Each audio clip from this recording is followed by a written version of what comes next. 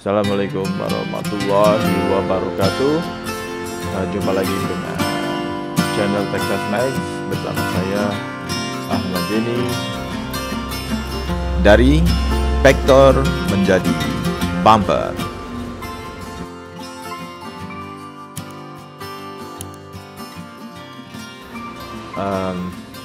Jadi yang pertama kita lakukan adalah klik new project.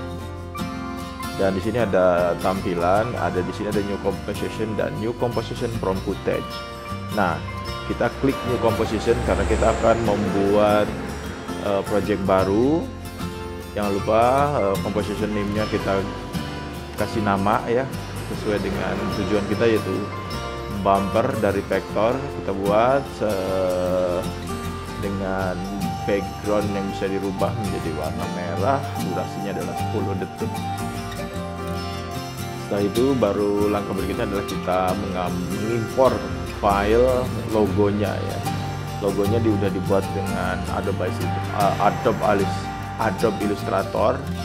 Terus kita pilih antara footage atau composition, mana aja boleh. Saya pilih composition karena isi dari AI-nya hanya ada satu layer saja. Terus choose layer pertama dan saya okein. Nah, akhirnya ada di project. Tinggal ditarik atau di drag ke timeline. Nah, dari timeline sini kita akan membuat atau mengkreasi dengan klik create dan pilih yang create shape. Nah, akhirnya secara otomatis terbaca dan membentuk sebuah vektor otomatis yang ada di After Effects. Nah, di sini tinggal kita jadiin 3D. Extrusion depth-nya kita naikin menjadi 55. Nah, sementara untuk layer dari AI-nya udah kita buang saja, di delete ya, di delete. Terus view-nya juga bisa jadiin 2 sih kalau untuk di After Effects. Ini ada bagian tampak atas atau top, bisa diganti juga di tampak misalnya ke depan, berarti sama. Ini mirip dengan aktif kamera. Kita bisa juga lebar-lebarin tampilan dari dua monitor ini, atau kita cek pilih bagian back, maka dia terlihat terbalik karena seakan-akan melihat dari belakang. Kita kembalikan lagi ke view pertama di front, atau kita cek langsung di left atau juga top ya, atau di back di belakang, atau di right sebelah kanan, maka akan terlihat sudah menjadi 3 dimensi termasuk di belakang. Custom view-nya juga agak tampak samping atau tampak miring ya tempatnya. Nah, ini kita balikin lagi ke aktif kamera. Oke,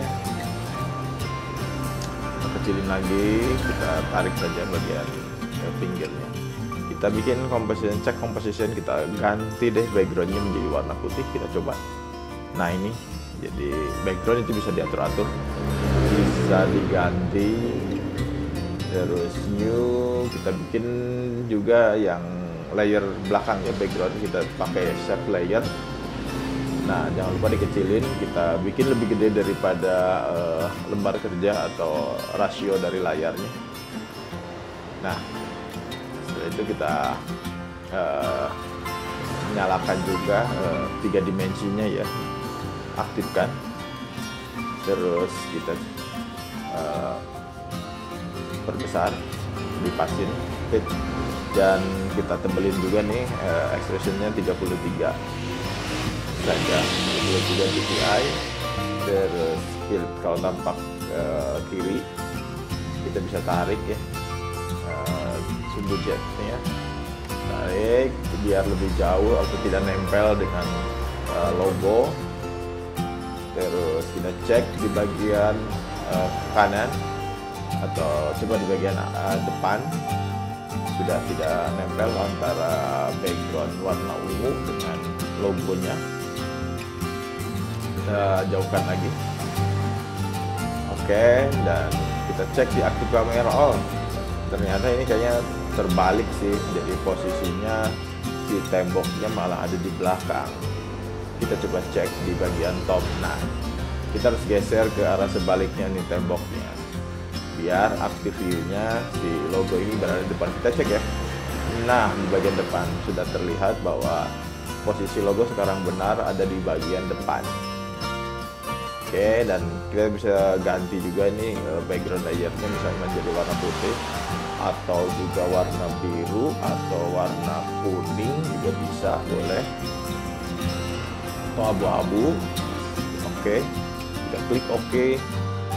Nah, kita gedein lagi, zoom menjadi 50%. Nah, setelah kita kembali ke 25%, kita nyalakan, kita sekarang kita gedein lagi deh, misalnya jadi 189% di bagian S ya, skala diperbesar. Kemudian kita coba di rotasi ya. Kalau di keyboardnya digit R, nah di sini udah ada, karena udah 3D udah ada sumbu X, Y, Z. Nah, kita coba Y-nya 31, untuk sumbu X-nya 16, dan Z rotasinya sekitar 2 lah ya. Nah, jadi tampaknya seperti ini, tapi karena belum ada lighting jadinya masih terlihat kurang menarik sih. Jadi kita memerlukan satu layer, yaitu layer lighting. Kita penambahan pencahayaan. Kita klik light, kita pilih warnanya. Kita coba warna kuning ya, tungsten. Nah, kita okein. Nah, kita pilih jenisnya spot ya. Untuk jenis lightingnya lighting spot, terus kita okein. Nah, kita lihat ada perubahan atau tidak.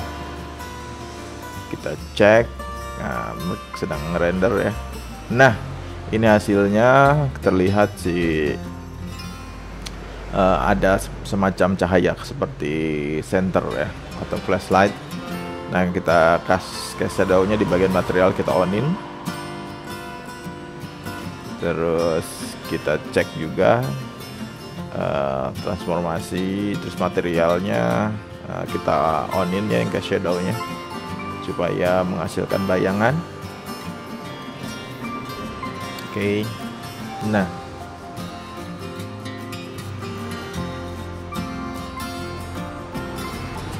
kemudian kita perlu satu lagi deh kayaknya, lighting. Kita tambahin lightingnya, mungkin warnanya putih lah yang biasa, atau agak-agak ungu deh.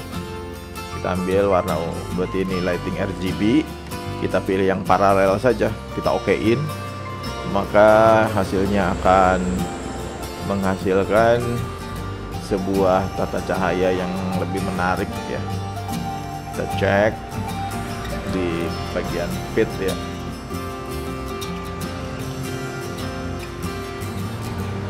Oke.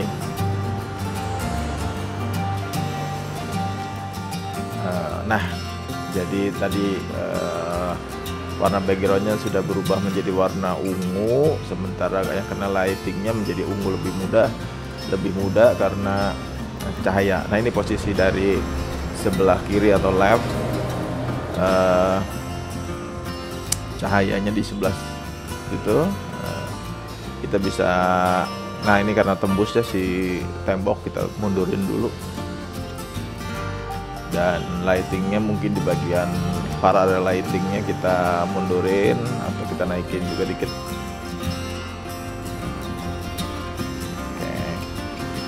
Oke, kita mundurin. Dan spot lightingnya kita kunci sih biar tidak ngikut. Nah, ini di bagian arahnya bisa diatur. Nah, ini hasilnya. Lumayan ada perbedaan, kita bisa tarik-tarik arah dari cahaya sih untuk parallel lightnya. Sudah terlihat 3 dimensi dan ada bayangannya, cukup menarik. Nah, kita bikin animasi untuk cahaya ya, paralel lightnya. Kita bikin 2 keyframe di keyframe 1 sampai yang detik ke 10. Nah, kita tinggal ditarik saja posisinya, bisa diatur-atur. Jadi nanti ada pergerakan dari arah dari cahayanya, cahaya dari variable light. Tuh. Nah, jangan lupa kalau udah dibuat untuk memperhalus gerakan kita kasih keyframe assistant. Oke, setelah itu kita buka. Nah, kita coba yang spotlight ini juga mungkin bisa dibuatkan lagi gerakan ya, atau kita cek di bagian bawah. Di sini udah ada transform sama light option. Nah, light option juga sebenarnya udah bisa dianimasikan, tinggal ngeklik bagian stopwatch. Nah, untuk di awal di frame 1 sama di frame terakhir kita klik lagi aja. Jadi kalau sudah, nah nanti di frame awal mungkin bisa dirubah ya, bisa kita count-nya kan, bagian count angle-nya kita gedein. Nah, biar ada pergerakan sikonnya dari kecil, dari membesar menjadi ke fokus. Kalau sudah oke, sama kita berikan keyframe assistant atau easy ease. Nah, maka count angle-nya bergerak ya. Nah, kalau sudah kita buka lagi, oke. Nah, kita cek di bagian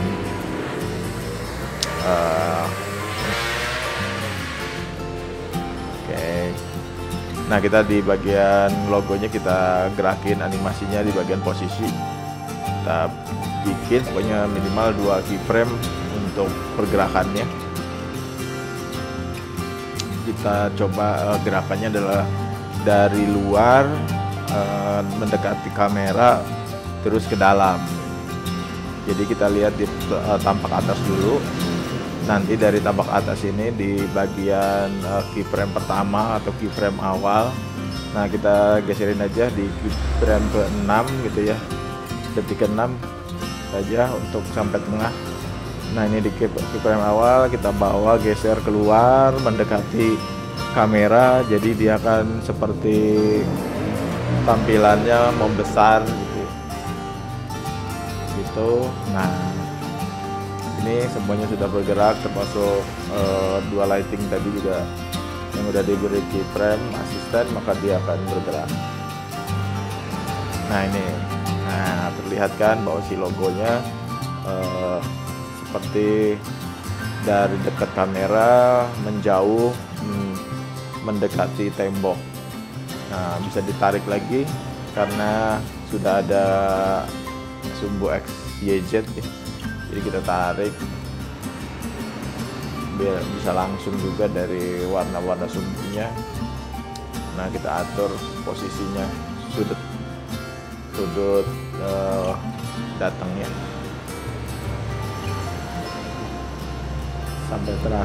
sampai terlihat menarik. Kita nyalain Y rotationnya juga kita cek. Nah, kita agak puter lah ya di rotasi di bagian sumbu Y-nya biar tidak biasa saja gitu. Nah, kita udah setelah bikin, kita coba di sumbu terakhirnya tetap di nolin ya. Nah, sementara kita coba biar terlihat tampak depan banget gitu, rata. Juga sumbu X nya kita eksploitasinya kita buat. Nah, misalnya di eksploitasinya kita bikin 16 derajat ya. Oke, itu untuk yang di di keyframe terakhirnya. Oke, setelah sekiranya oke. Ya di keyframe terakhirnya 0. Nah, untuk yang Y rotationnya 4. Nah, hasilnya lihat ada pergerakan dari logo untuk berputar. Kalau sudah oke, dipercepat aja menjadi kita kasih keyframe assistant kita masukin easy ease biar lebih halus lagi gerakannya. Nah, dicek kalau ada yang belum easy ease, kita blok, terus kita kasih keyframe assistant dan easy ease di sini biar lebih bagus aja untuk gerakannya. Kita cek secara fit.